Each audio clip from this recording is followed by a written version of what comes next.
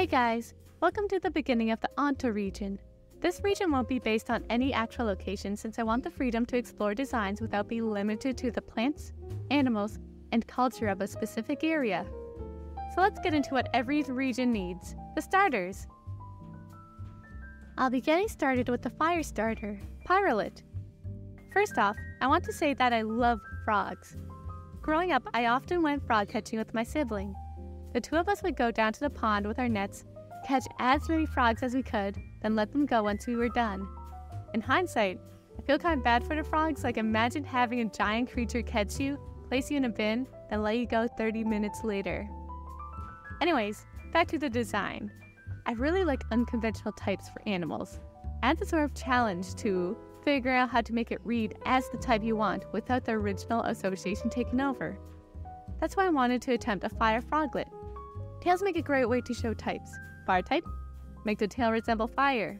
Grass type, add some leaves to a tail. Water type, give them a fish-like tail. I also didn't want to have another water frog or toad because the Froakie, Timple, Poliwag, and Politoad lines exist, and that's a lot of frogs. And here we have it, Pyrolit, the fire froglet Pokemon. Born from the heart of volcanic springs, Pyrolit's body emits a gentle warmth. Its fiery tail not only serves as a source of light, but also an indicator of its health and emotions. When threatened, Pyrolit can release small bursts of flames from its pores, warding off predators. Trainers are often mesmerized by the dance of flames Pyrolit performs during nighttime, reminiscent of a campfire's flicker. And as per usual, the ability is Blaze. Pyrolit is a glass cannon, with good speed and attack but low defense and health. Alright, onto the water starter, Ducoon. I have a fun fact to go with this one. Did you know Japan used to be raccoon-free? But they were introduced when a cartoon came out about a boy and a raccoon. People thought the raccoon was so cute that they brought them over as pets, only to find out that they made horrible pets and released them into the wild. The most ironic part is that the ending of the cartoon saw the boy release the raccoon back into the wild since it made such a bad pet. So yeah, if you can, don't adopt raccoons as pets. Although, William Osmond did a great job highlighting that. You might notice some missing footage here and there. This is my first time doing screen recording, so there are moments where I went back to designs and completely forgot to record. Going forward, this shouldn't be an issue. I'll also note that this is my first attempt doing Pokemon's art style, so things are going to be a bit rough at the beginning.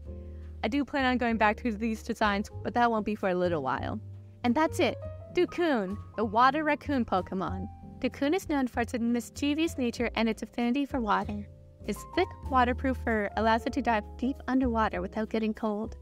At night, Ducoon can often be seen rummaging through riverbanks, using its sensitive whiskers to detect hidden prey. Trainers should be cautious as Ducoon has a knack for borrowing shiny objects and hiding them in its watery lair. Ducoon is fairly well-rounded with good attack, defense, health, and speed stats. Last but not least, the grass starter, Salasprout. So I know the majority of grass starters are some sort of reptile, but hear me out. Salasprout is based off a salamander, so therefore an amphibian. Boom! Entirely different animal. A note about the design. I wanted Salasprout to have a bit of a feminine look to feed into the final evolution, and tried to make the leaves look a bit like a ponytail. I'm really looking forward to showing you guys their final evos. Also, salamanders hold a special place in my heart just like frogs, because when I went camping, I would roll over logs to look for redback salamanders, which are really common up here in Canada. It was neat seeing an amphibian just kind of vibing with the bugs and worms.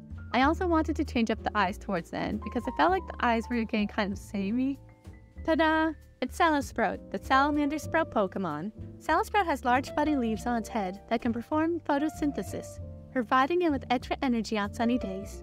In rainy seasons, it's known to playfully slide down muddy slopes and create miniature whirlpools and ponds with its tail. Trainers should keep a watchful eye, as Salasprout often camouflages itself among grassy terrains, only its playful chirps giving away its presence.